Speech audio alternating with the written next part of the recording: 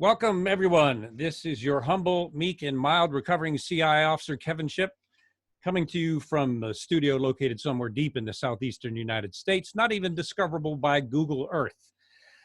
We have a program today a lot of you have been asking about. It's extremely important and critical in terms of our national security, and that is electromagnetic pulses and EMPs. Let me introduce our guest, who is an expert on EMPs, and I'm looking forward to what he has to say. Welcome to Dennis Hunt. Dennis is the Virginia Director of the EMP Task Force on Homeland and National Security. He's a member of the Board of Directors of Civil Defense Virginia, an organization which I strongly support.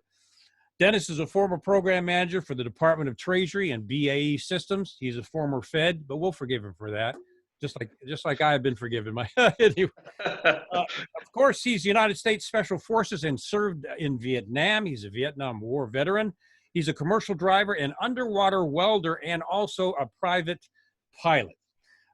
And as a member of the Board of Directors for the Civil Defense of Virginia, Dennis is an expert on EMPs, or electromagnetic pulses, their threat, how they work, and what we can do to mitigate, all of us personally, in terms of preparation, mitigate that threat. So Dennis Hunt, welcome to the program. Great to have you on the Shipp Intelligence Report. Well, thank you, Kevin. Glad to be here.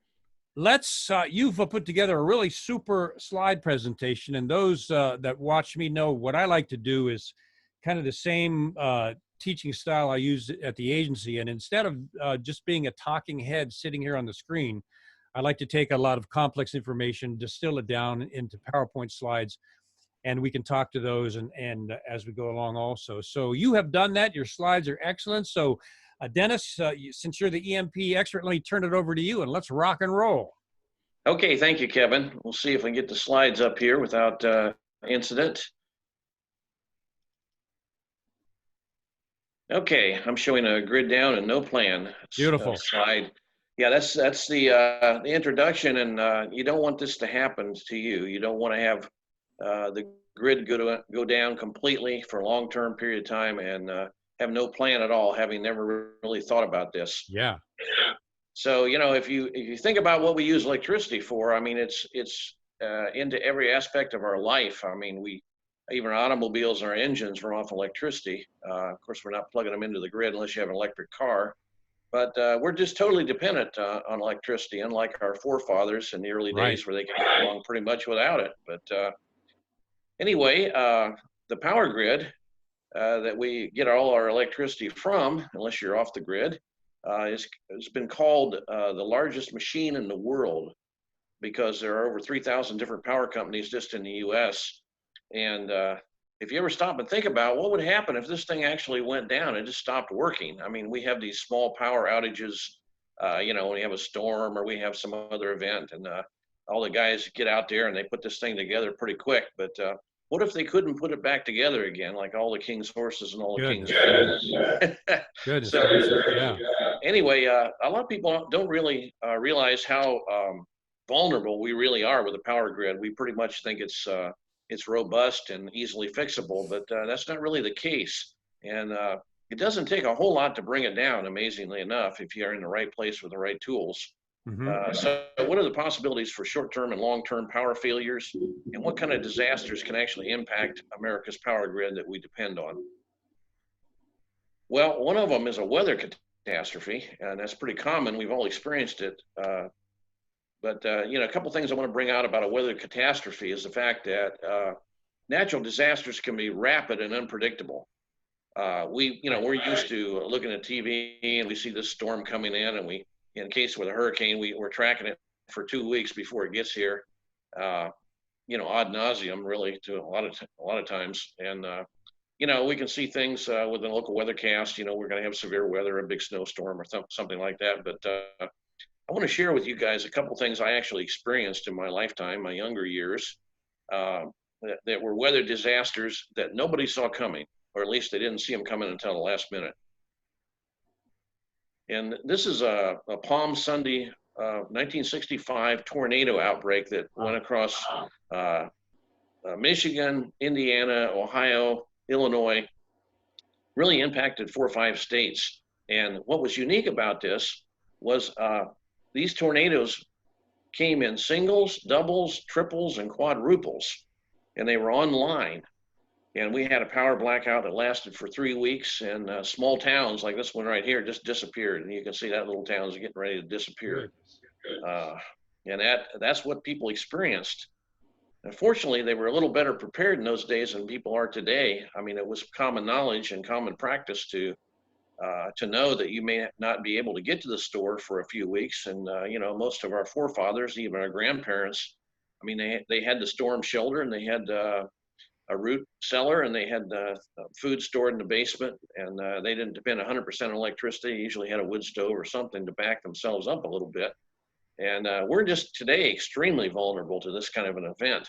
But one of the things I wanted, excuse me, wanted to share with you guys is these tornadoes were like waves that came across. And if you want to look at this, these were 3s and 4s. So you're looking at, you know, Wow. Maybe 30 tornadoes there, probably 30 plus there. And they were just rolling down across this area here. And you ever see 4 tornadoes coming at you at the same time, it's pretty scary. And there's not much that is left unaffected. And of course, they took out the power grid real easily. And it took them quite a while to get the thing back online again. So those are some I've personally experienced that it came rapidly, you know, just out of nowhere. And a second one is a snowstorm that turned into a blizzard that turned into what the weather people described as a inland cyclone in the middle of the winter in the northern hemisphere. I mean, the rarity on top of rarity on top of rarity. And I always have to go back and double check myself when I share this information, because, you know, your memory is a little uncertain over a period of years, and I don't want to exaggerate what happened. And every time I go back and look it up, my memory is remembering less severe than what the weather people are saying it actually was. Yeah. But we had not so much snow, but we had high winds. We had maybe 15 or 20 inches of snow, and it had sustained 70-mile-an-hour winds. We had wind chills of 100 below zero in Midwest Indiana. I remember. If you can imagine that. And break in anytime, Kevin, if you want to say something or ask something. Yeah, real quick, just so everybody knows, we're getting a little bit of feedback as Dennis and I go back and forth. And as is the case many times, we had to work through some technical glitches this morning. It seems to be there's this little gnome that runs around on electrical things and screws it up before you start your broadcast. But anyway, you'll hear a little feedback will be in the background, but no worries. But anyway, back over to you, Dennis. I remember this blizzard clearly, yeah. Okay, where were you living at that time? I was in Falls Church, Virginia. Oh, okay. Well, I was in a little town called Decatur, Indiana, about 8,500 people. And I had, my wife and I were out about 9 miles out of town, and I had actually gone into town to ride into work the next day with a friend of mine who had a 4-wheel drive, thinking I didn't want to miss a day of work if I could keep from it. And I got trapped with him for about 3 weeks in that little community. Wow. And he was a member of the civil defense group that was prevalent during those days. And we were out, just trying to help people out, doing runs connected with ham radio and CB, and trying to rescue people that got trapped and get people food or medicine if they needed it, that kind of thing. And you can see from this truck here, I mean, this truck was literally buried in a snowdrift. Good. I mean, there wasn't nothing there sticking above the snow. And these guys are stranded motorists. I mean, there were blackouts, shortage of food and medicine, extreme wind chills. And it took about, I would say 6 to 8 hours from the initial onset of the storm early in the morning until the fact that the point where a 4-wheel drive vehicle could not travel. And so we just had to hang it up. And then a couple more hours after that, snowplows couldn't travel. And, you know, you think about a snowplow, and when they can't go, it couldn't go. And here's a couple more pictures here. You can see this guy trying to clear the roads, you know, probably a week or two later. And initially they cleared the road. They just had one lane. And then, you know, you'd try to go somewhere, and if somebody was coming, you had to back up like the old days on the railroads.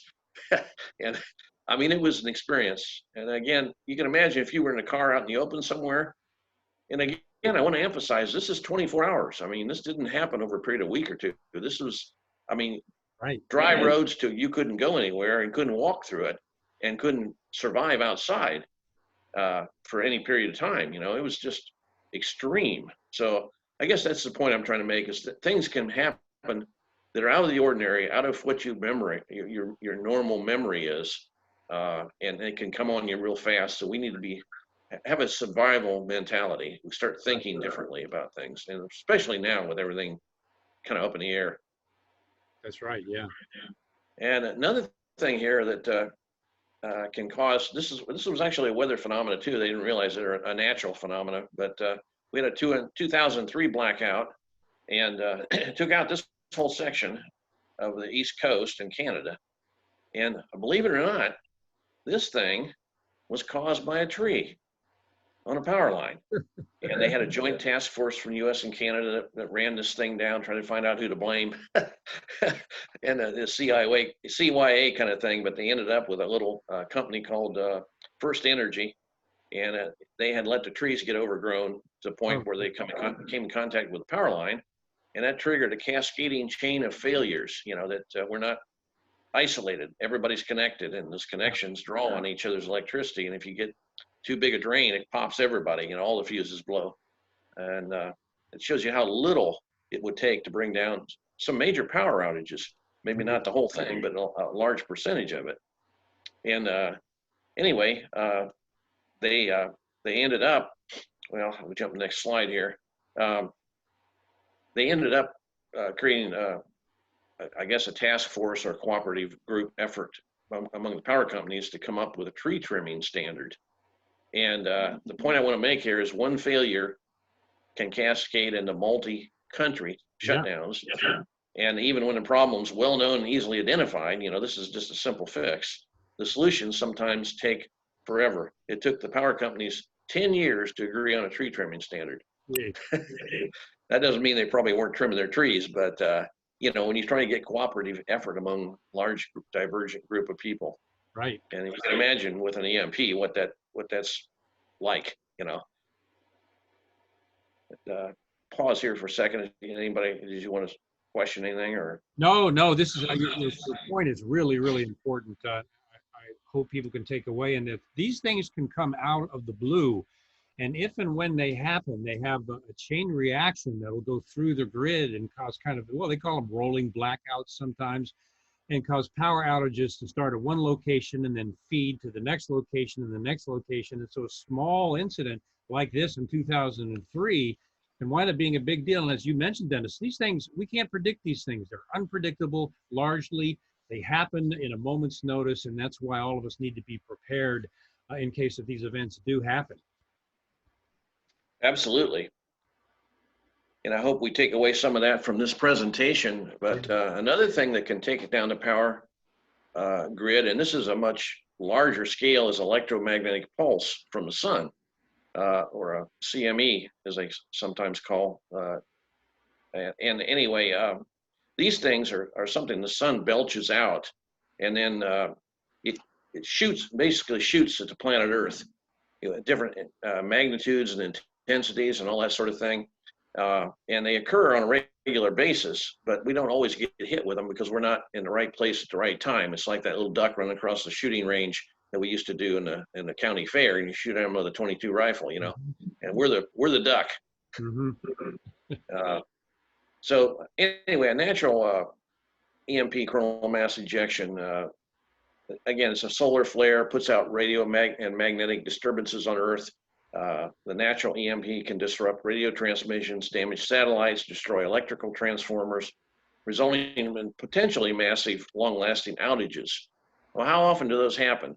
Well, in 1859, this is probably one of the most well-known superstorms, EMP superstorms. It's called the Carrington event. And this thing had the power of 100 billion atomic bombs, if you could catch it all at once. That's how much energy was coming our way, and we got hit with it. And of course, back in those days, we weren't highly dependent on the power grid because they really didn't have any, you know. But they did have telegraph lines, and some of those from this event, I said they had sparks, people got shocked, lines melted, railroad tracks caught on fire from the implied voltage that went down to the long rails. They were like a big antenna, and they just collected all this power and set the underlying wooden rails on fire. Wow. And people that day, they thought, other than the shocking and the minor events that impacted their world, they actually got outside and looked at the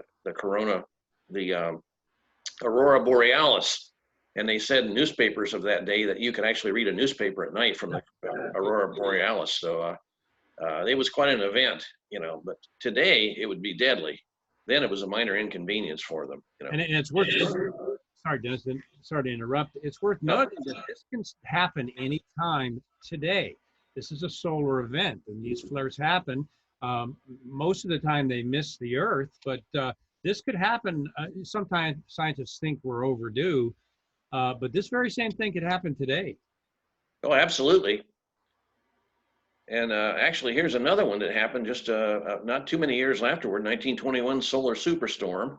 And this was the second largest superstorm ever recorded. And they said the interference with telegraphing was said to be the worst experience. Stray currents of 1,000 amps were registered. You imagine having a stray current of 1,000 amps running around that you don't like and don't want. Wow, and that's from a storm. And it actually burned out undersea cables too. So I mean, this thing goes everywhere. I mean, it's amazing. It's amazing we've survived in our technological state as long as we have without getting hit with one of these things. But today, I mean, it would take out everything that we depend on, and we're hard pressed to transition, to something that we don't have, like like you're talking about off the grid and being prepared, And then here's another one. 2012 is a near miss, and this was 2 massive coronal mass ejections, or CMEs, emitted from the sun. And the combination of 2 struck the exact orbital path of the Earth traveled, but missed our planet. And if the sun had emitted these things only 9 days sooner, it would have struck the Earth with more power than the Carrington event. Good. You remember how many billion atomic bombs that thing was carrying with it? Well, these were more powerful. So we'd have been reduced to the Stone Age in about 2 or 3 days. And that's something to think about. It's incredible. And that was 2012, everyone.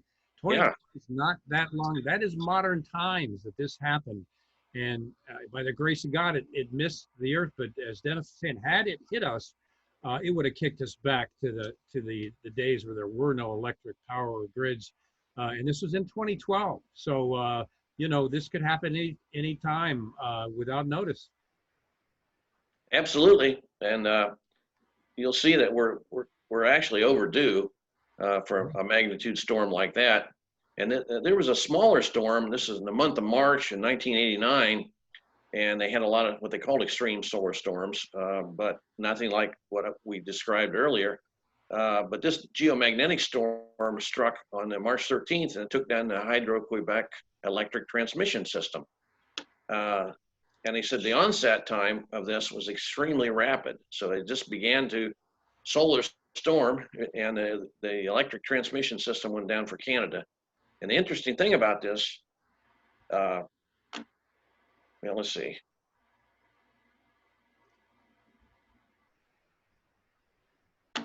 It came within seconds of actually cutting down or taking out the entire Canadian and U.S. power grid, because they got stopped just in time. So that was the key point. I don't see here in the notes, but anyway, that thing can hit somewhere and take out, like Kevin was saying, a cascading effect, and can take out a lot of stuff before they get it shut down. And then here's FEMA. If you don't believe what I'm saying, this is what FEMA says about the 1859 Carrington event and a 1921 U.S. solar storm where sufficient strength, their repeat today, could cause large-scale power grid collapse. In 1989, solar storm caused a Hydro-Quebec power grid in Canada to collapse. There it is. Came within seconds of collapsing the northeast and northwest U.S. power grid. That's from FEMA. And here's the actual report here, which you can call up and look for yourself. And usually those guys are pretty conservative in what their estimates are, I found. But here's another reliable source, Lloyd's of London. These are the guys that got the actuaries on top of the actuaries trying to figure out what's going to happen in advance, because they do all the heavy duty insuring of everything. Some stuff nobody will insure. And they say another Carrington level event is almost inevitable. The highest risk is between New York City and DC. It will affect 20 to 40 million people. The impact could last from 16 days to 1 to 2 years. And that's Lloyd's of London. Wow. That's serious. And I know the estimate 2 million people would die within 30 days in an event like that happened, and all the power that goes out in hospital, intensive care units, emergency rooms, and other places, nursing homes, et cetera. The human toll would just be incalculable. Yeah, it would.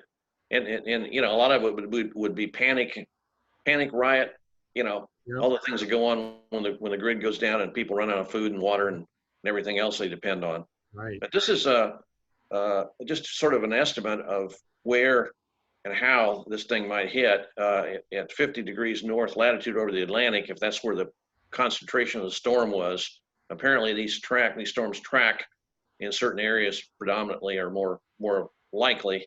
And you can see the areas that would be affected. And they're kind of overpopulation centers too. If you look at the population on the East Coast, you know, 130 million in excess of that. Not to mention the majority of the U.S. government too located there. Yeah, the government would be out of commission for a while, you know. Might be a good thing, you know. Yeah, could be. Well, here's another estimate if it moved over about 5 degrees north to 45 degrees north. Wow. You see how that shifts? This is 50 degrees. Look at That's that. 45 degrees. And you see, again, it sort of favors the population centers. I don't know why, but Right. that's just where they track, you know. And here's some things to think about from all this. Major solar storms hit the Earth about every 100 to 150 years, and we're overdue for another Carrington level event. So it's coming. And the solar storm is estimated as 100% probability. It's not if, it's when. And again, we're overdue. That in itself scares me. And it should scare all of you out there. Yeah. When this happens, 90% of the population will die in the first 12 months if we have a total grid collapse. And that's mostly, again, you know, lack of food, disease, lack of basic services, all those sort of things, most of which you on a personal level can help mitigate. And the bottom line is you don't have to be one of them. You know, you can prepare for something like this. You might not be able to prevent it, but you can prepare for it, and you can really mitigate. And just thinking about this logically, you know, if you've got things backed up, if you got your food supply, your water, your shelter, your defense, the other things that are necessary, you're not going to panic like the average person that doesn't even know what's going on and has never even once considered in their mind that something like this could actually happen. You know, it's never even crossed their mind.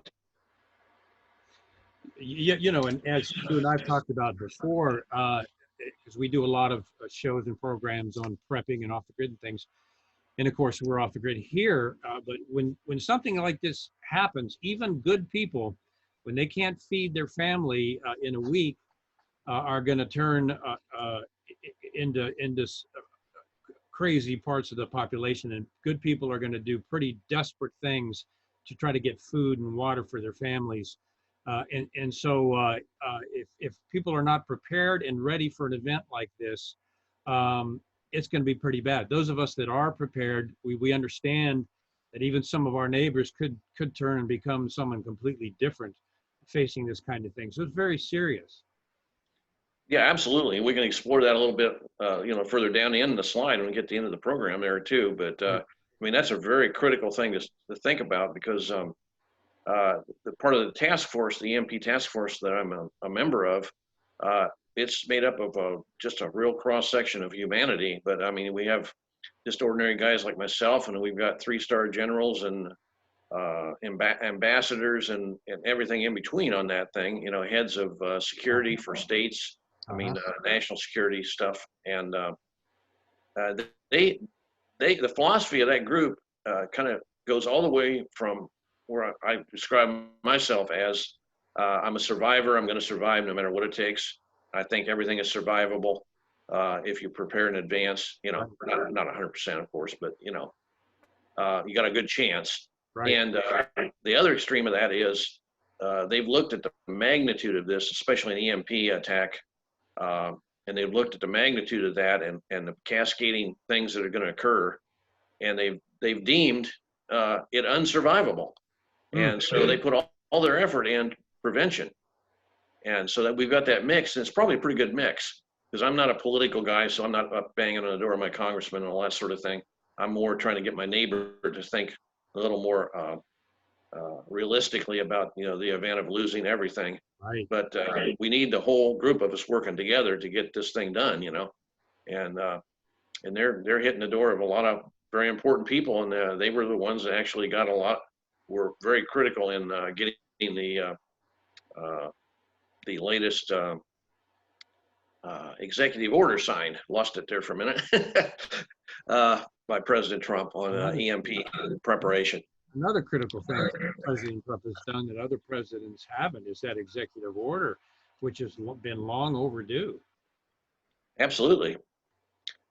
Okay, next stage here is the power loss due to EMPs and terrorism, which we've already started to talk about.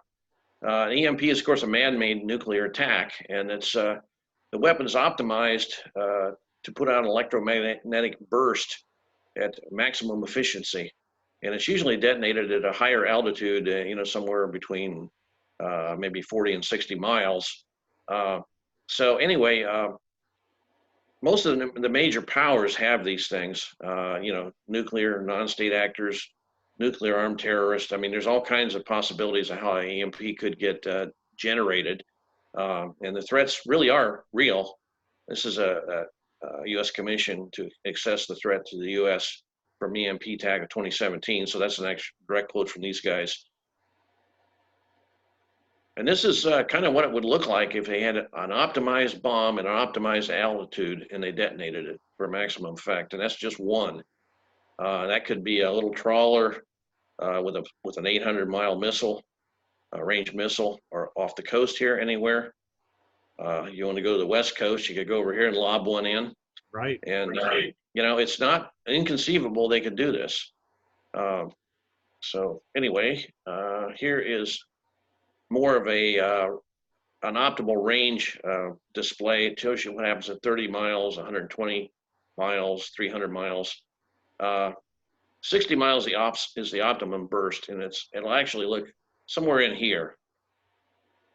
So one thing to note, if you're reading articles about EMPs and they try to make it look less than what it is or more than what it is, this is the range it's probably going to occur in. So that gives you a note on how much credibility to put into the article. And the reason I say that is there was a very prestigious organization put out an article, and it was so full of falsehoods, and they were essentially trying to lowball the effect of the EMP, saying it'd be no greater effect than the earlier thing we talked about where the tree fell in a power line. That would be the effect of it. Excuse me. And anyway, so that's one of the things the task force did was try to talk to that article and show the technical errors that they had. And it came out that they were actually purposely putting out false information in order to deceive the American public. You know, I'm not going to name the article, but it's you could probably look it up and find it. That's incredible. It's mind-boggling. An organization would put out a false study with false statistics in it. Sometimes government organizations even, but you and I have both seen that happen. And here's a classic case. Why on earth would someone do this? Well, of course, they have ulterior motives, but it's certainly not in the interest of American citizens. But that happens. It happens. Yeah, it really does. And that leaves you scratching your head about why somebody wouldn't do this. And Right. I know in some of the testimonies before Congress with some of the EMP experts like Dr. Peter Pry, the committee will ask, well, why wouldn't anybody do this? Because it's been before them for 20 years, and they haven't done anything. Yeah. And it's like, they're scratching their heads too, but somewhere, or some place, there's somebody with blocking force that can keep things from happening. We see it in all levels of society at this point, and you may have seen this, but from my experience within the CIA, I saw, and of course, this case is documented, where I demonstrated that Foreign Intelligence Service could go in through our embassy visa section and identify our covert personnel. And the senior CI officers involved blocked the study, deleted it from the server, and a bunch of other things. I've seen this kind of, it's like a narcissistic incompetence where people, they want to force their own conclusion and make the data fit their conclusion instead of the other way around. I've seen it happen. It's one of the natures of government, sadly, when people get too much power sitting behind too big a desk and sort of thinking they know more than everyone else. This sort of tragic thing happens. It really does. And when you talk about, working with, say, local power companies or local authorities statewide to try to get them to do it locally and not wait on the government to do something, as far as prevention goes, they always talk about the bottom line and the money and everything. Right. And they said, we got to serve our customers, so we can't increase the price of electricity to pay for this. And, my answer to them is that if you don't do this and it happens, you won't have any customers. All your customers will be dead, So it's just a strange way of thinking about things.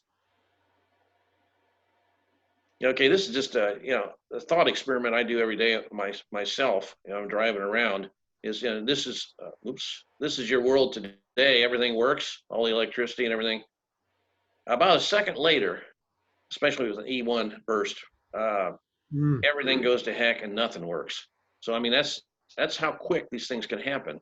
And if you think about it, I'm always thinking when I'm driving around my car, okay, if it happens right now, how can I get home? What do I have with me that will assist me in maybe walking 10 or 12 miles? Do I have a fire starter? Do I have protection? Do I have shelter, portable shelter? Do I have a water filter?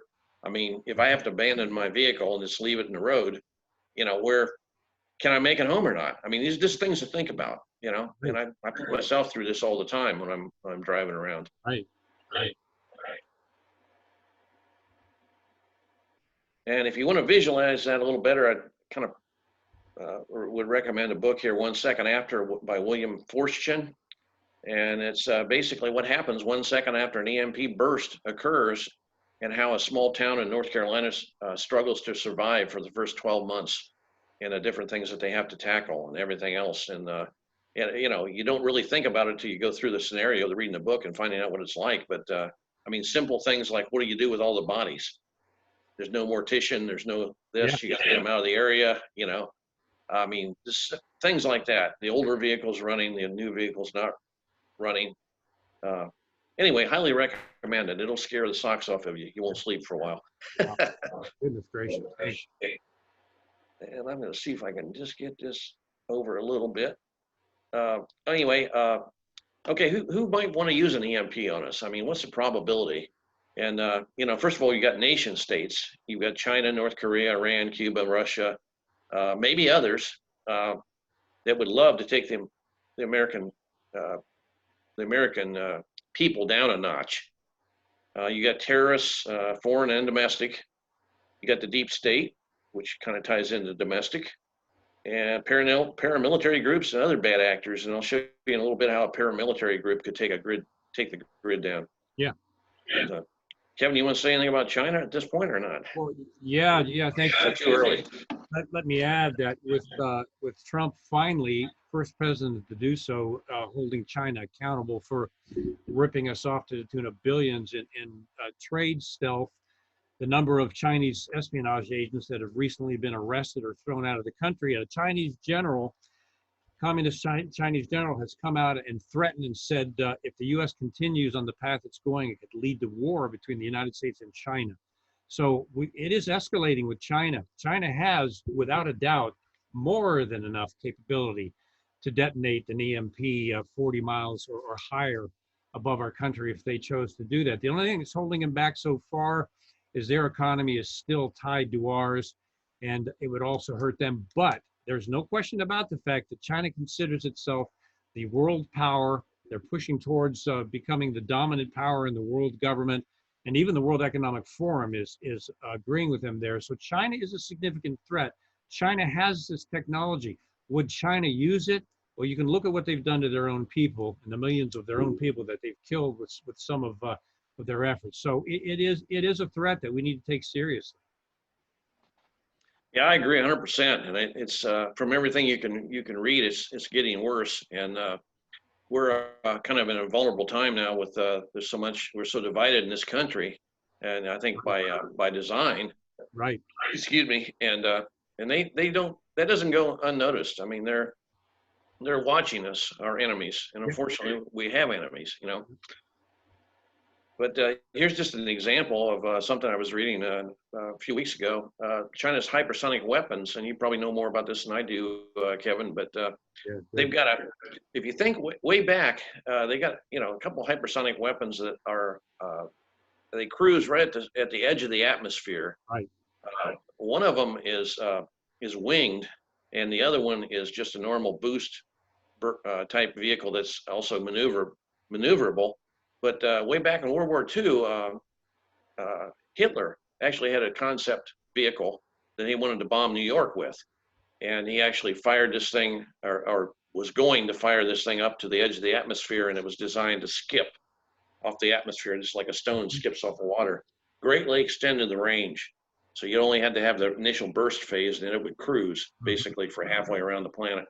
And China's essentially optimized that. And they have a super hypersonic vehicle that's it's really fast, and it's hard to hit because it's unpredictable. If you just do a launch phase vehicle, ICBM, they can see when it's launched, they see where it's going, and they can intercept it. But with this, it's going like this. It's all over the place. So you don't know until the last second where they're going to hit, where they're going to just drive that thing into, like a suicide bomber. And it's a perfect vehicle for an EMP attack. That's right. And if I were going to attack somebody, that's the way I would do it. You know, it just makes sense. Because if it's done right, you might even be able to disguise where the EMP came from, depending on who does it. You know. And now here's just an example of a grid attack. A sniper team in 2013 took out 17 transformers at a power station in California. The event took 19 minutes, and the repairs took a month. Okay, that was 17 transformers, and they were significant transformers, but they were not major transformers. They weren't the kind that take 1 to 3 years to replace. Imagine if they had done that with well, I don't want to give away too much, but you know, there are a lot of transformers that are what's called, you know, super high voltage transformers. They bring them in the back of a truck, and a dedicated sniper team could take a lot of those out, and it wouldn't take very many to take down the entire power grid of the United States. The whole thing would go down if they could hit a few of them. Wow. And the replacement time on a good day is 18 months. Wow. And they're not manufactured in the US, strangely. So one of the things that we've been pushing is to have rapid replacement to get them, you know, in position, made in advance, in position, protected, and ready to roll, ready to replace. Because that's going to be the whole key to how many people live and how many people die, is how quickly the grid can get replaced. You know. Exactly right. These guys even had thermite that they broke into a computer area with, so they were not independent, probably independent, angry people. They were probably a state operator. Yeah. And again, possible terrorist targets. There's approximately 2,000 super high voltage transformers in the U.S. They take a year to 18 months to replace. I've heard as long as 3 years. And then again, if we have an attack like this, other people may be hit also, and who's going to build them for us? You know, that's another thought. And Russia demonstrated their ability to attack the Ukraine power grid in 2015 and 16. And from what I understand about this attack, they actually they hacked into the grid. They opened all the circuit breakers simultaneously, which shut down all the power all over Ukraine. And the second step would be to bang those shut again and get a big force of electricity banging into the system. I mean, that's not the right term, but surging into the system and just wiping out the whole system. So it'd be unrepairable, but they stopped just short of an act of war. Wow. So, and they're in the grid. I mean, you know, numerous people have determined that they have the ability and they can get in the grid. So, right. Yep. And I'm sure China can do the same thing, you know? No doubt. And currently, there's no requirement for malware to be detected or eliminated in a U.S. power grid. They're independently regulated for the most part, and they don't have that requirement yet. So they don't even have to look for it. And they're probably not unless somebody forces them to. Yeah. And there's also a reporting issue on how many times they're hit and they're not reporting everything. That's right. That's fair. You're right. This stuff, they are getting hit and they're not reporting it. And the excuse that they'll use many times as well, we don't want to cause panic or whatever. So they're keeping some of this information from the American people with these actual hits on the grid, especially through some of the malware and other things. We did that to Iran. We hit Iran using the same kind of technical capability, but it's like banks that get hacked into. Same with the government power grids. They're not going to tell anybody the event happened for reasons of their own, a couple of which I just mentioned. But yeah, this stuff has happened. And in terms of malware, our grid is very, as you say, very vulnerable to that. Absolutely. And other possible targets are our natural gas supply. It's largely unprotected and could cause a disruption. And our power stations, distribution hubs are largely unprotected. And there's actually a guy that spoke to us on the task force, and he has a company that is supplying a new material. It's called Gigacrete, and it's a concrete type of material that's super strong, lighter weight, and can be extruded. He said they can build up a protective structure almost overnight. Wow. And he talked to DOD, or DOD requested him to talk to them about protecting, like a normal substation, like you might see near your home where there's a bunch of big transformers and things like that, or even just a power station, or even a nuclear power station. And he said he essentially could put up a wall 50 feet high overnight that would stop a 50 caliber sniper rifle. And it wouldn't have to even be that thick. He could put up one even thicker. And he said that was 6 years ago, and nobody has contacted him since to do anything about it. But that's a simple thing, it would just keep a terrorist from lobbing a sniper slug into a big power station, Yeah, no surprise there. There's a green counter in the government that's more concerned with their career than they are rocking the boat in any way. But yeah, no surprise. Yep, it's interesting. I was really excited about this material because I thought, man, this is it. We can really go with this thing. But one thing that was kind of interesting, I'll just throw this out, was he suggested to these people, and they laughed at him. He said, if we do it, we need to do it all at the same time. And they laughed and said, why is that? And he said, because once they start seeing that we're protecting them, they'll come up with another plan. So I thought it was kind of interesting. That's right. Yep.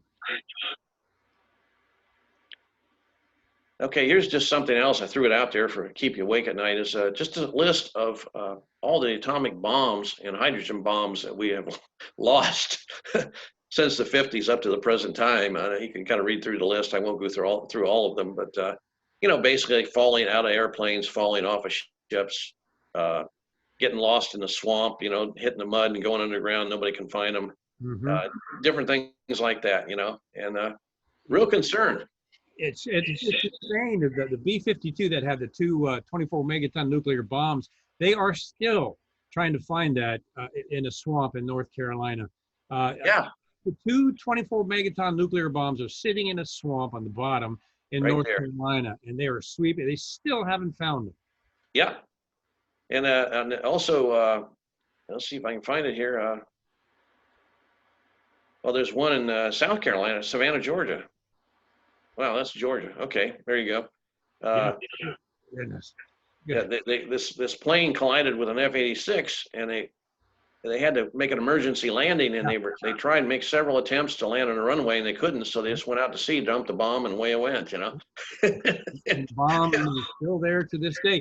And also, too, Dennis, this is also the number of nuclear weapons when Russia fell, or the Soviet Union rather fell. The number of nuclear weapons that are still missing from the Russian arsenal is just staggering, mind-boggling. There's thousands of nuclear weapons that were lost when the Soviet Union fell, and they have no idea where they are. Yeah, I was talking to a friend of mine that I don't know. I've known him for 20 years, and I still don't know his complete background. But he was in the Soviet Union when it collapsed. He was also in China when they had a revolution.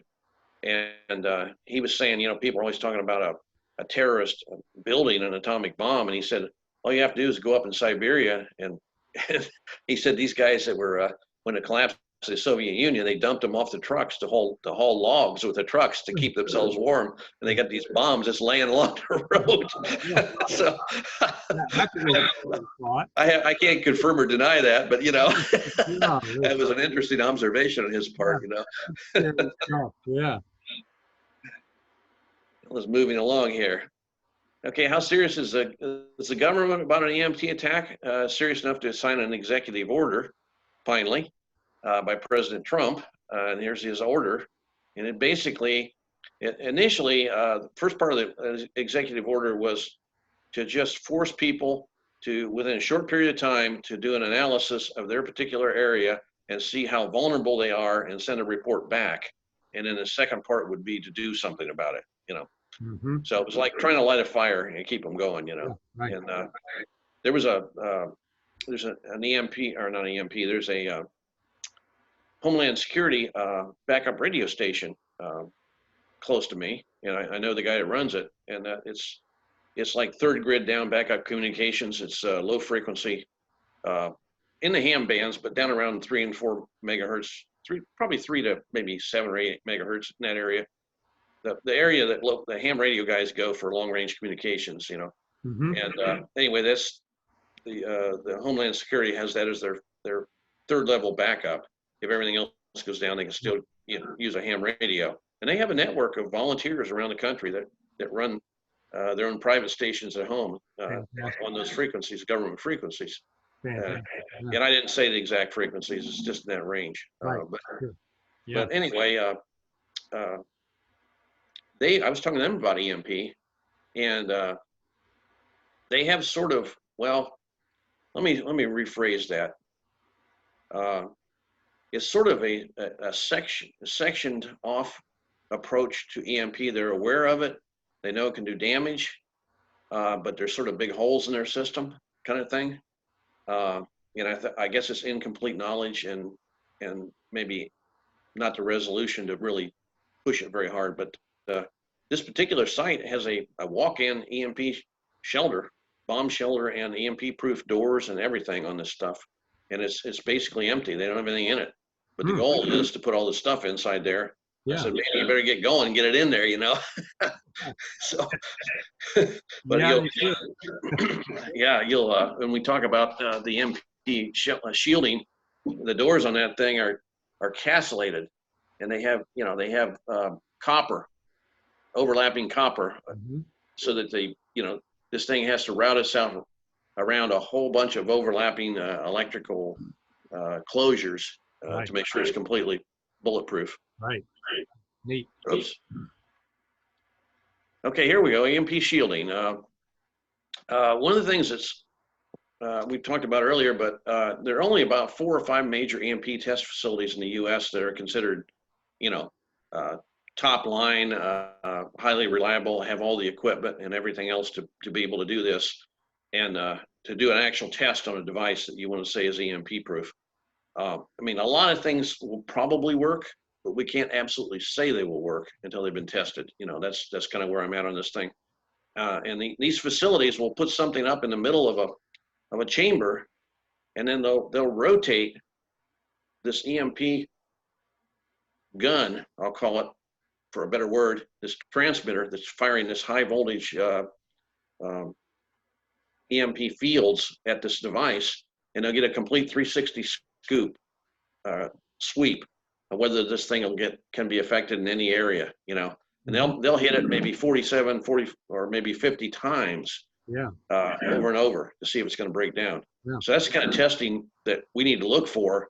If you're looking at a device, if they can trace their testing back to that facility or one of those major facilities, and then you have real high assurance that's going to work, kind of thing. Yeah. But one of them is Advanced Fusion Systems is a commercial test manufacturing facility. It's also got EMP equipment. That's just one on my list, and you guys can look it up if you want to. But anything reliable is going to be traceable back to the systems. Mm-hmm. And then here's something that actually will work. It's not even metal. It's a conductive plastic that they've found a way to seal this thing. And the big problems are the sealing of the openings. So essentially, EMP protection is simple. You just got to have it surrounded by metal, you know, and you don't want to ground it, because if you ground it, you're running all this power around that system into ground, and it's going to heat up real fast. Mm-hmm. But you don't want to touch it after the impact either, because you want to, you know, make sure that it's not a floating capacitor. So you need to discharge it. But the real problem is the openings, sealing the openings completely. And then you'll see a bag, a lot of these bags, and I have a bunch of them at home. I use different ones. I have one set of bags that can be tested back to a facility like this, and they actually were designed for MI6, and they cover their phones and their laptop computers and stuff like that. But I'm glad you brought that up too. Let me just caution everybody. You'll go out to some websites and Amazon and other places, and they sell these little they say Faraday shielded little envelopes that you can put your cell phone in to protect your cell phone, or to keep somebody from hacking into it, turn it on the mic. It looks like a little wallet that you put your cell phone in that allegedly is like a Faraday cage. And I would just caution people to test those. If you get one of those, test it, because I've had 3 of them fail. You put the phone in there, then you call yourself and the phone rings inside this Faraday cage. So just be careful of what some people are selling out there in terms of these little sleeves you put your cell phone in. yeah, absolutely. And I have my phone in those things more often than not. And it's an inconvenience, but I do it more not for the EMP protection, but from tracking ability. You know, somebody will be able to track you. And you're right. I mean, I've tested mine, and it does work even under a cell tower. Yeah. But, also, an ammo box is good for a cell phone. I'm not talking EMP. I'm talking cell phone. But another thing to think about in that area is, you know, these phones can work even when they're turned off. They have the ability to look, ping them. And you can put it inside of a thing, you know, a shield, and they can't communicate electronically, but they can still record even though they're not communicating, and then retransmit the transmission when they get a signal. Yep. So even though it's not spying on you electronically, it's still recording you. Maybe. You know. That's a great point, because the technology's there and they're using it. They can remotely turn your cell phone's microphone on even when the phone is off, and that's just the tip of the iceberg. And we all know that our phones are just a very complex bugging device. So you're right. If you want to have a private conversation, or you don't want somebody listening or finding your location, you got to put that phone inside a unit that's shielded. So it can't transmit in or out. But you made a great point. There's a transmitter that is used called a burst transmitter, and it doesn't transmit anything. If you're trying to look for any sort of RF transmission coming out of something in your home, if it's a burst transmitter, it collects the information, but it doesn't transmit it out. It'll do it 10, 15, 20 minutes later in short bursts of information and then stop. So they're very hard to locate. So they've gotten very sophisticated with this stuff. Yeah, they really have. And I was just laughing because I had back in the Vietnam era, they had burst devices that we used. We actually would dial in an encrypted message and then release them on a balloon, and the balloon would go up and travel for 30 minutes, and then the burst device would go off. And so even if they heard it, it was like 300 words a minute Morse code. So it sounded like a burst of static, and it was just a burp, and it was done, you know. But if you record it on the other end, you could slow it down, translate it, and you know, and so that's old technology, but it's got a new twist to it, you know. And as we've said before, what we know about in terms of this technology is 20 years old. The technology is so far advanced from eavesdropping to satellites that it's mind blowing what they're able to do now. Yeah, absolutely. Okay, what should we be doing to prepare for an extended power loss? We've hopefully now convinced you may have one, and you should be thinking about it.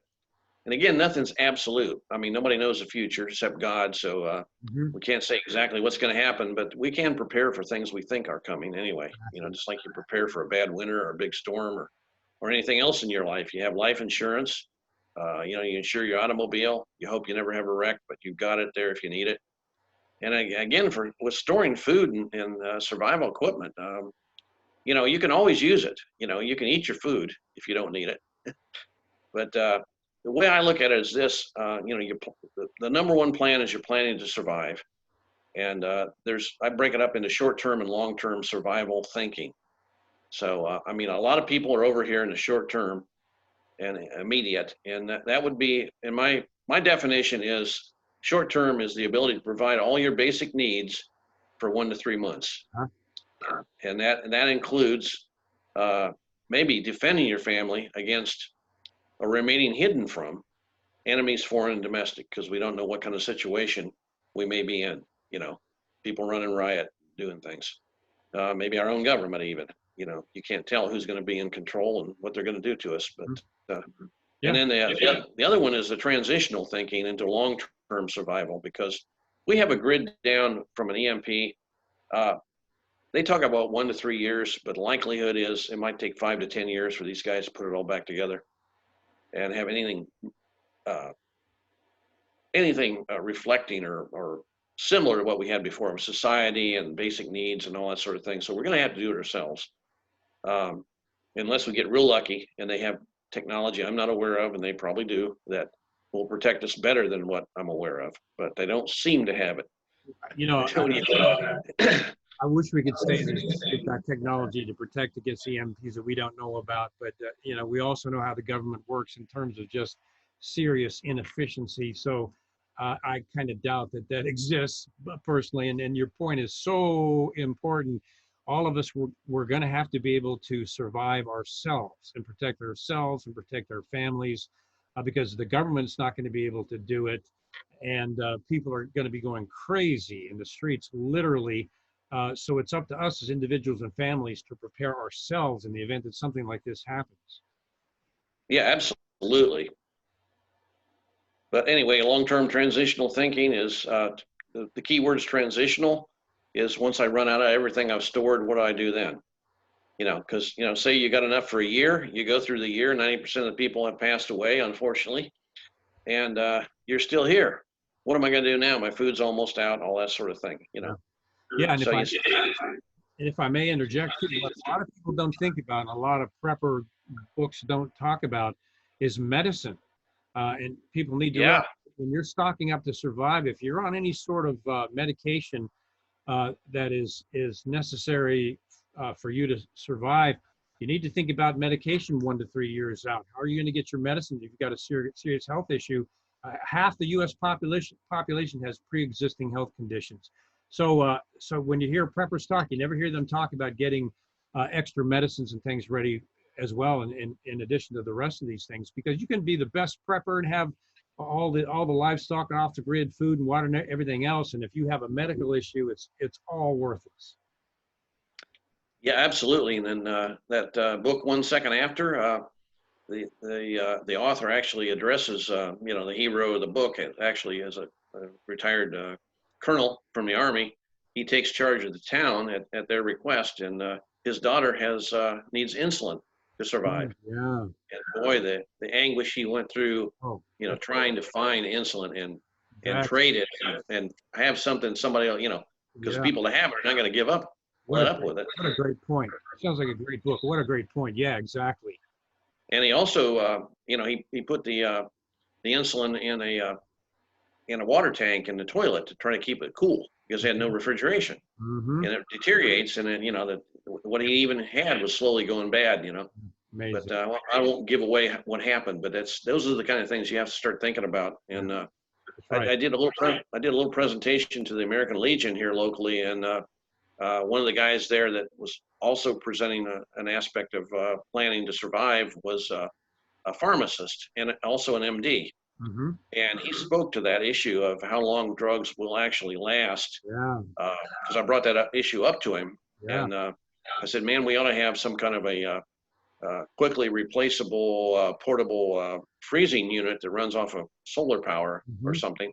Of course, this all have to be shielded to survive, but you know, something you could keep the critical medical stuff going. But I don't remember the exact length of time, but the insulin would survive far longer than what they said it would, and in normal room temperatures. But beyond about 30 days, you know, it was all gone. Right.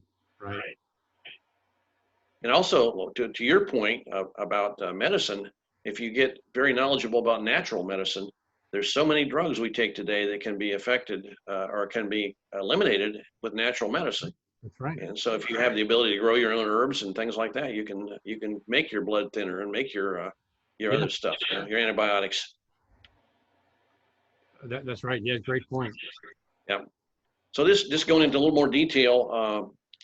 You know, the basics, this is my opinion, everybody has their own opinion on this, but you need to have water, food, shelter, protection, medical, communications, backup communications, and mobility.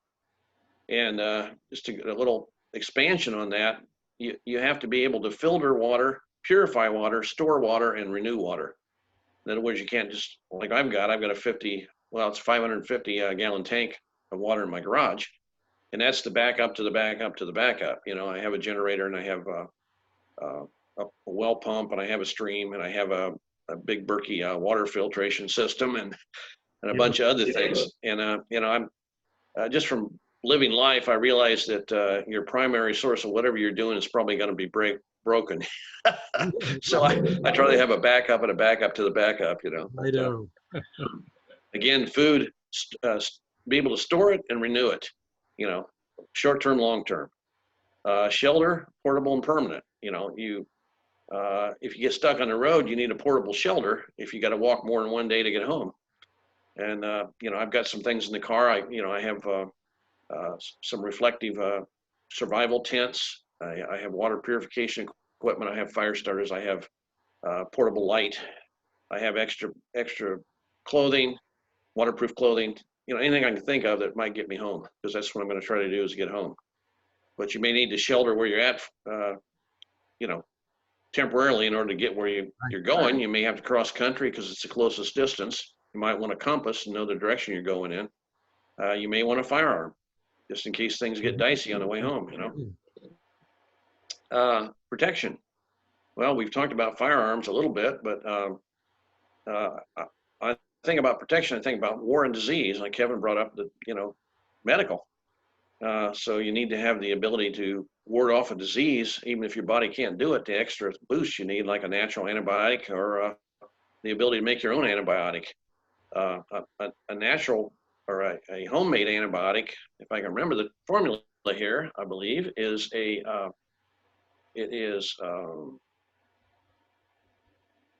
oh, let me see. It's going on in my mind here, but it's Yeah, well, lemon. while you're thinking about that, I am not a doctor and I don't play one on TV, but I can tell you that Sue and I, my wife and I personally take colloidal silver, and you can make that yourself if you've got the proper equipment. Even in the case of COVID, we take colloidal silver every day, and silver gets into viruses. One of the only things that will get in and disrupt the virus itself. So there are things like that you can do to help protect your family medically. Yeah, absolutely. You know, basically, it's a citrus skin. You know, lemon and there's another one grapefruit. Lemon and grapefruit, citrus skin.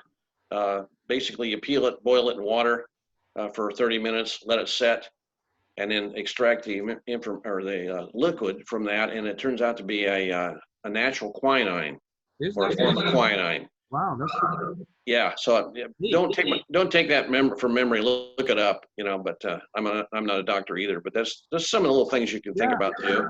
And I take silver also, and we also have a silver generator. Awesome. It's great. That stuff will work on a lot of things, although you're not supposed to say that. Yeah, I know. I've seen it. I've actually seen it happen in real life, but we're not supposed to say that, right? Yeah. Yeah, absolutely. a lot of good people have been taken off the air because of that. But anyway, medical, long-term and short-term. You know, I mean, what can I store, and then what can I generate on my own? We covered that. This is a thing that, in my mind, communications and backup radios, like portable radios, two-way radios, walkie-talkies, ham radios, CB radios, GMRS radios, MURS radios, all those things can be turned into a net around your neighborhood, because one of the first things you're going to want to do is communicate, and you won't be able to do it. I mean, you're going to think about family and friends and loved ones. And, I have a ham radio, and I also have a GMRS licensed radio. It's 50 watts. And we have a computer repeater. It's up on a 1,100-foot mountain, just behind, well, you're probably familiar with the facility, behind Warrenton, north of Warrenton a little bit. That's great. And up on that tower. And we can talk 50, 60, 70 miles, with going through that repeater. But what I try to emphasize to the people that are on that is that repeater probably won't be there, and they probably don't have plans to rapidly replace it. So you're going to have to, test out your equipment without a repeater and see what you can do. But even 5 or 10 miles, if you can get a group of people surrounding you in that area, you've increased your operational awareness. Exactly. And you also have linked people together. I wrote up a little piece about how you can't really convince people until the event happens. And if we all had a bunch of low-cost radios that you could hand out to your friends and neighbors after the event, all of a sudden you're going to have people on the air because they're interested now. That's a good idea. That's a fantastic. And you minimize panic, because you're communicating with each other and you're helping each other instead of fighting each other. Beautiful. Yep. Mobility. Okay. Not much will run after an EMP attack. There's a lot of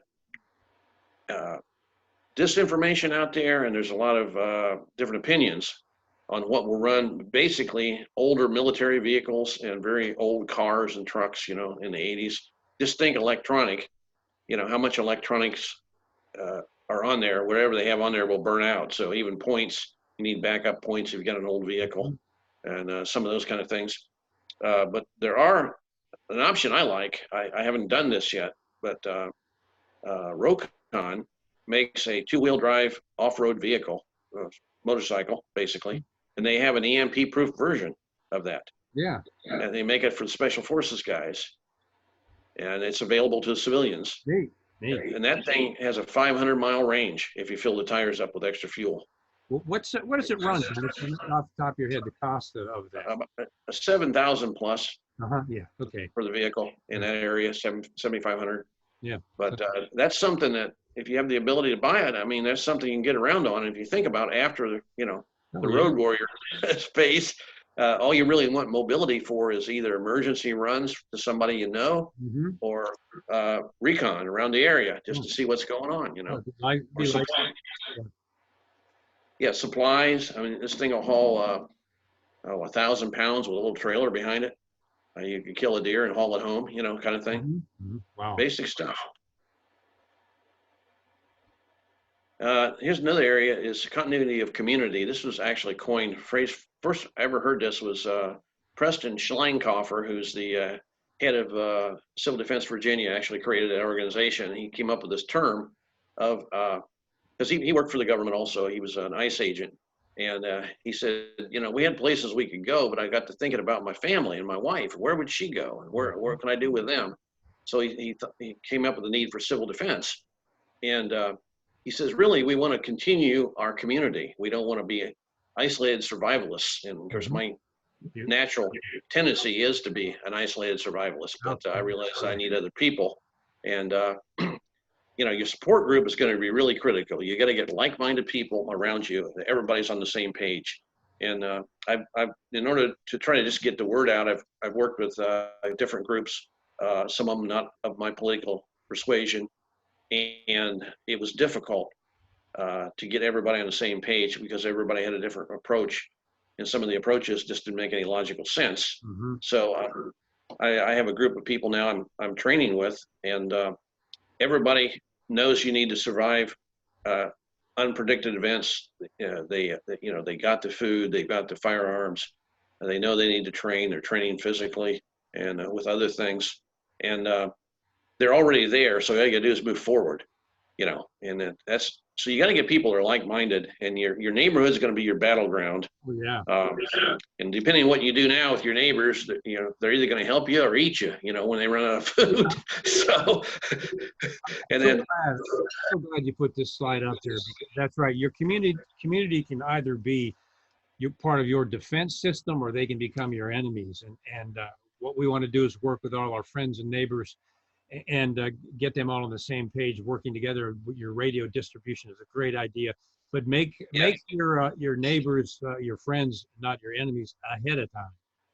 right, and there's a real fine line. That last point on the slide is a real fine line between urging people to get prepared for things, but not giving away how prepared you are in case things go bad and they go wrong. Right. Because that's where they're going to come, and you almost can't open your mouth in that area without alerting them. So you got to have wisdom, And a friend of mine that actually coordinates the call, a Friday call on the EMP task force. He's still active duty lieutenant colonel in the Marine Corps, force recon guy, and he said, "Man, I thought I had a lot of food stored up and I could take care of myself for a long period of time. And then I thought, man, I got all these people around me." And he said, "Well, I guess I could shoot them." But he said, then I thought, man, I can't shoot my way to heaven. So I thought, that's a great term, man. It impacted me because I started thinking about it. I started thinking about, I'm a Christian, so I've got to take care of my what a great other people around me. That's where I've talked about this, because we've got kids that are not preparing. Right. No matter what we say, what are we going to do when all this goes down and they have no food to eat, no medicine or shelter? They're going to show up at our house asking for help. And so what we've done is we've built out our supply system to accommodate a certain number of additional people already built in, because that's going to happen. Some of your relatives are going to show up at your door. What are you going to do? You're going to turn them away? They're going to try to come in and get your stuff, and on and on. So we need to plan for extra resources just in addition to ourselves as much as we can. Absolutely. And I've got mixed family members too, that some of them are 100% behind this kind of thinking, and some of them are not. They believe it, but they just don't do much about it, kind of thing. And now my son just spent $5,000 getting food stocked up at his place, and he's got an emergency route down here and how he's going to get here, because we're going to assemble here, and he's got the backup radio and the whole bit. But That's I've got people that are 30 miles away, and if their car won't work, they're going to have to get here on a bicycle, or something. So right, that's a blessing in disguise from when the mongrel hordes come down from the north looking for food out of these big cities, because they got to walk, and the herd to get thinned on the way down, Yeah, and that's another great point, Dennis. People who live out in rural areas think they're going to be safe from all of this, but even history shows, for example, in Nazi Germany, when the economy was crashing, the rich people and others went out into the rural communities to either steal from the farmers, and some of them paid gold bullions just to get food to eat. Then there's the case of Venezuela and South Africa, but Venezuela, when things started going bad, the thugs, they didn't go in the city, they went out to the rural areas and started kicking in the doors of the farmers and the rural people. It's going on in South Africa right now. They're kicking in the doors, they're killing the entire family, and they're taking the farms. So the thugs and the crazies from the cities, they're going to go out into the rural areas and try to steal what people have out there, including people who are prepared. Yeah, absolutely. And, there is a false sense of security all the time that, they can't get to me and all that sort of thing. But you just look at where BLM has and where they're extruding themselves into, small communities. And as you know, I've done entire programs on BLM and who and what they really are. They're a serious threat to safety and security in our country, and that's going to get worse leading up to and after the election. But there no question about it. Yeah, that's great. That's a key point. And another thing I would say is, one of the group of people I'm with here are not in my neighborhood particularly, but other people have concluded that we may need each other as a defensive force against not going anywhere, but just defending our homes and families. If somebody's home is attacked, the rest of the people go over there. In essence, we have a backup communication system. Exactly. Yep. I think we're just about there. Yeah. Coming All at the end of this thing. And regarding questions, if any of you that are watching have questions for Dennis or myself, go ahead and post them down in the comments section of this channel, the Patreon channel, and then Dennis and I will give you an answer to your question. So feel free to do that. And let's see, Dennis, if we're done, we can go ahead and end the screen share here if you can. Okay. There we go. Super, super great. Well, I'll tell you, Dennis, this has been absolutely fantastic. And if you will, I'd like to have you come back and we can talk more about preparation, personal preparation regarding EMP and other things. But if you're available in the future, let's do another program. Okay, sounds good. Yeah, I enjoyed it. Awesome. Same here. Great presentation. I know that people are going to love it. And want to thank everybody for joining us here in the Ship Intelligence Report. And we will have expert and friend Dennis Hunt back on, and we'll talk about a lot more of these things as we go forward. Thanks everyone for joining us, and thanks Dennis for being here. All right, thank you.